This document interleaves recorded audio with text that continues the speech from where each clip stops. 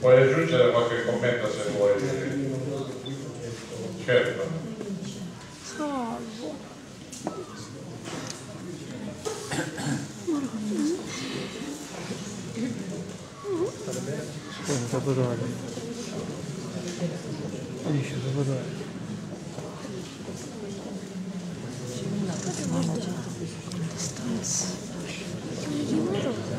Allora, tutti hanno detto di meno che sono tutti emozionati, io invece molto più di loro.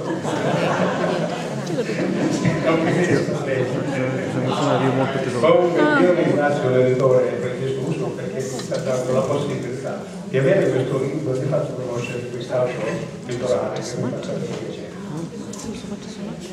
Il titolo è Ti lodo e ti canto. Ascolto, Signore, le preghiere di questo video. Sono di sofferenza e dolore. Manda la pace che la prendo. Non serve a me, ma a questo mondo. Non c'è più amore né amicizia, c'è solo odio che gira attorno. Guerre, drone e omicidi ormai si contano a decine. Ci vuole qualcuno che decida per amarci tutti e stare vicini.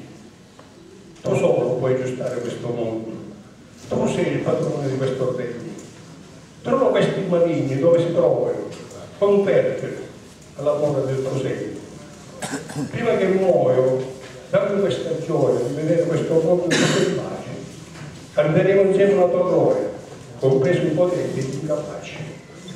Signore, siamo tutti nelle tue mani, sperando che questo mondo cambiasse.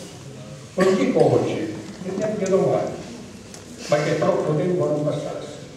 Io ti prego, ti lodo e ti canto, Padre, Figlio e Spirito